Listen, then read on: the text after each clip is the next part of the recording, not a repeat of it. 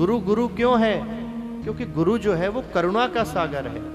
जितना प्रेम माता बालक पर लुटा सकती है, उतना ही प्रेम गुरु शिष्य पर लुटा सकता है। माता का ममत्व खत्म हो जाए, माँ को कोई माँ नहीं कहेगा। गुरु की करुणा समाप्त हो जाए, गुरु को कोई गुरु नहीं कहेगा। तो गुरु और शिष्य का सिर्फ और सिर्फ वात्सल्य, करुणा और प्रेम का संबंध होता है भक्तों। किसी जाति पाति आयु का संबंध नहीं होता।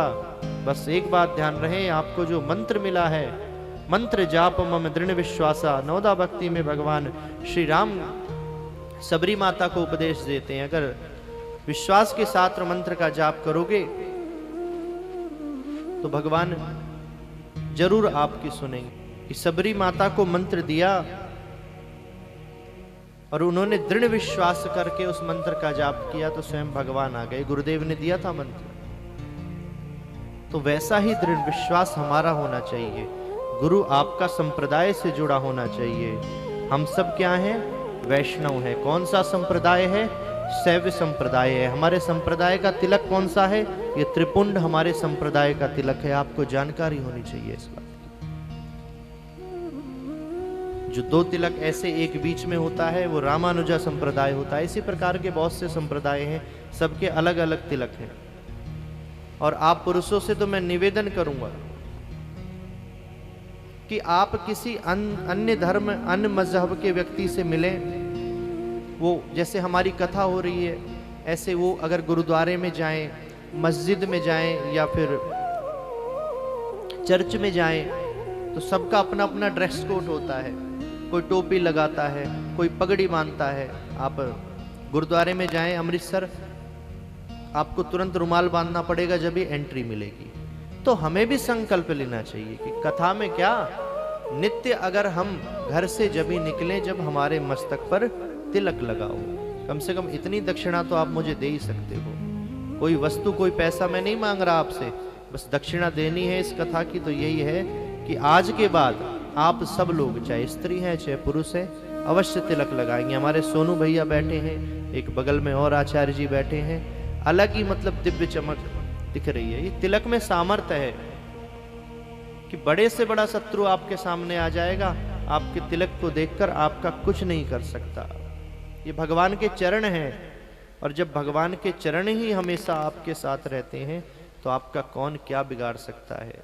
पर क्या होता है कि एक दिन लगा के निकल गए, समाज वालों ने कहना शुरू किया, ओहो बाबा जी बनने चला है, टीका लगा लिया, कल लाल कपड़े भी पहन लियो, शर्म के मारे कल से लगाएगा ही नहीं। और लोगों में देखो, कोई सरदार बिना पगड़ी के कहीं चला जाए, समाज जीने नहीं देता। एक दिन नमाज में कोई व्यक्ति ना जाए, समाज जीने नहीं देता। कहाँ, इतना जरूरी कौन सा काम था जो तू ऊपर वाले को भूल गया। और हमारे समाज में उल्टा है कि एक दिन मंदिर चला जाए तो समाज जीने नहीं देता, ओहो बाबा जी बनने चला है। अरे कुछ तो लोग कहेंगे, लोगों का काम है कहना, तुम तो अपना कर्म करते चलो। तो कल से आप सबसे अपेक्षा करूंगा कि कल से आप क्या अभी से संकल्प को लें। आचार्य जी लगवाएं चंदन अभी से सबके। आज जन्मोत्सव भी है, याद रहेगा कि भगवान कृष्ण के जन्म के दिन हमने संकल्प लिया था। और नित्य बिना तिलक लगाए, ये नहीं लिखा कहीं ब्राह्मण ही तिलक लगा सकता है। अगर हम सनातन धर्म से जुड़े हैं, हम हिंदू परिवार में जन्म लेते हैं, तो हम अवश्य तिलक हमें लगाना ही चाहिए। तो कल से आप सब क्या अभी से ही सब इस तिलक को धारण करेंगे। तो संत कैसा हो? जो किसी संप्रदाय से, किसी परंपरा से जुड़ा हो। आप सबका संप्रदाय है शैव संप्रदाय। परंपरा पूज्य गुरुदेव जी हमें सौंप कर गए हैं, उसी परंपरा के तौर पर आप इस सत्संग रूपी ज्ञान गंगा को श्रवण कर रहे हैं। जो प्रैक्टिस नहीं करेगा, जो अनुभव नहीं करेगा, वो गुरु नहीं बन सकता। डॉक्टर की डिग्रियां लोग हासिल कर लेते हैं, कितने दिन हॉस्पिटल में प्रैक्टिस करनी पड़ती है। ढेर सारी डिग्री लेकर आ जाओ, प्रैक्टिस मत करो, सीधा किसी को इंजेक्शन लगा दो, इंजेक्शन में ऊपर पहुंचा दोगे, गारंटी है।